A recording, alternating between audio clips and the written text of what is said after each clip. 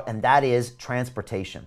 And this is a picture of a lot of people using transportation, but this isn't what it looks like on a tube platform here in London on a regular basis, or probably not on a New York City subway platform or anywhere else where you are in the world where there is public transport.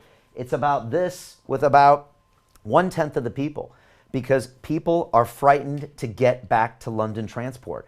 That's the biggest problem. People are scared to go back, again, because the campaign of fear was overdone. There was a disproportionate response to what should happen to the actual danger.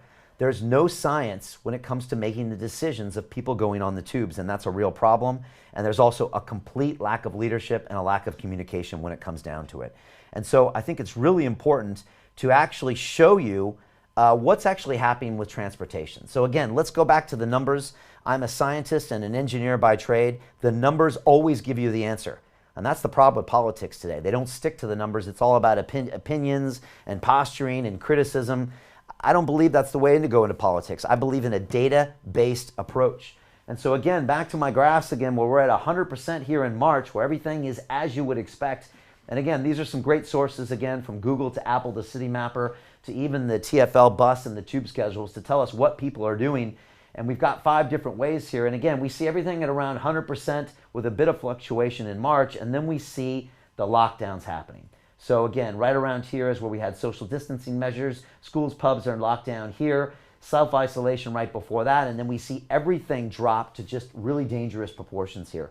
And again, this is really the public transport usage. So down here, according to the TfL tube, this is down here between 2 and 3% of when that was being used. Now, I know this is true because I was on the tube pretty much every day through this entire crisis. I was on the tube. And I was taking pictures. A lot of you saw me post them on Instagram, and I was the only person on the tube. So I can agree and confer that these numbers are right. And we started to see them slowly coming back as some workers were returning, as the schools were opening. But again, it was pretty much past the calendar year. And some of the houses opening. But if you look at these numbers, they're still very, very, very low. Dangerously low compared to what we saw bouncing back in some of the grocery and pharmacy sectors, in some of the retail sectors. And we're getting back up to here where the tube is now, even this week, being reported as somewhere around 40% usage on the tube.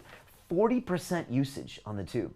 That is not enough to sustain the economy of a city. Again, the backbone of a city is its transport infrastructure. Look at cities like New York City. Look at London, the oldest underground system in the world.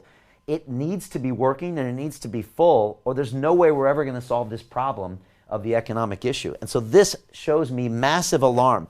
And until we can get this public transport back up to 60, 70, 80, 90%, there's probably no way we're ever going to save this city when it comes to an economic perspective. And this is something that I really need to stress.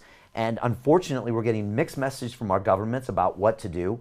On one hand, I see the mayor disinfecting his hands when he goes into a subway station. I don't see him riding alongside fellow passengers to show them that we can travel safe in groups.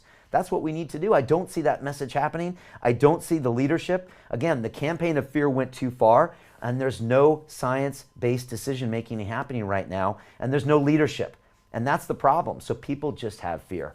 But it goes even further than that. It's not just the tube. It's what's actually happening on our city streets. And I spoke with a cab driver yesterday, and I asked him, I said, what are you happening? What's experiencing as far as revenues? And he said something similar to what the comments said earlier. He's like, I'm down 50% on what I was before. And he said, let me tell you something. He said, 6 months ago, I asked someone in my cab and they said I would do 5 meetings a day. He said, now I can only make 2 meetings a day because the roads are paralyzed.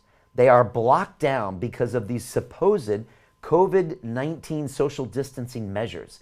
And you've all seen it here in London, and I don't know if other cities around the world are doing it, but they've taken our sidewalks, which no one's using because no one's coming into London, and they've extended them into the streets to give people more room to apparently social distance when they walk past each other, which they're not doing. And this has actually caused massive congestion in the city, which means people aren't even able to get around in the city, which means retail suffers.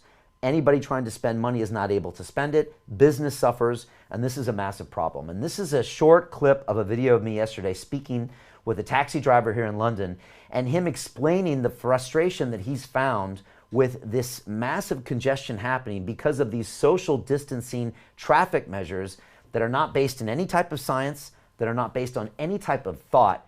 And here's a clip of me speaking with him. All right, I'm in the back of a black cab here, and I'm just asking this driver, what's your name? Steve. Steve. I'm asking Steve why there's so much congestion in London and why it's a struggle for him to get his revenues back to what they were last year. And we're looking at these social distancing pieces. So they're trying to extend the sidewalks to give more people to walk, but there's nobody on the sidewalks, and that makes your job harder to do. Is that right? Yeah, definitely. And that means they're closing streets down? Yeah, closing the streets down. There's like the flower pots as well, where they block the streets off in little areas that they're trying to make them like the COVID secure. They're putting flower pots in roads, so even if a fire engine had to get down that road down there, they've got to go on one more round trip to come back out the other side. Right. So it's like someone had a policy idea, they went and did it, but they're not watching it or seeing if it's practical, and it's actually hurting business and hurting transport, which hurts the economy more. Wow. What would you do right now if you could just jump in the mayor's office and make some changes? How would you do it to get more Londoners back to work? They don't come back in the offices. They've got to come back in the offices. And I've not seen one interview of the mayor of London asking people to come back to work. Yeah. He's just blaming it's always someone else's fault. He needs to entice people back to work. Yeah. Get the place going again. Get the cafes going. Exactly. That's all I see Sadiq doing. He always seems to complain about something that, Boris isn't doing. It's always someone else's fault. It's always someone else's fault. But where is he on the front line saying, hey, let's get London back to work. Let's encourage these businesses in the city to get workers back here. It always just seems he's, sanitizing his hands and telling you not to do something. It's frustrating, right? Yeah, definitely, yeah.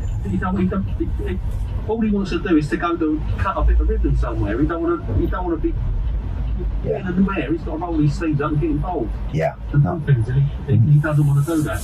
Yeah, we need some leadership. And I mean, look, you have more business experience than he does. It's true, though. I mean, you've run a business. You understand, what it takes to do that. But he hasn't run a business. For him, it's just, let's throw some money at the problem. Let's do a regulation. Let's ask for more handouts. But unless this city gets work, everybody loses, right? Yeah, but that's just going to be an ongoing circle, sir. He's going to come back to government in October and ask for more money for the chief because no one's back to work. Then what happens in January? Does he do it again?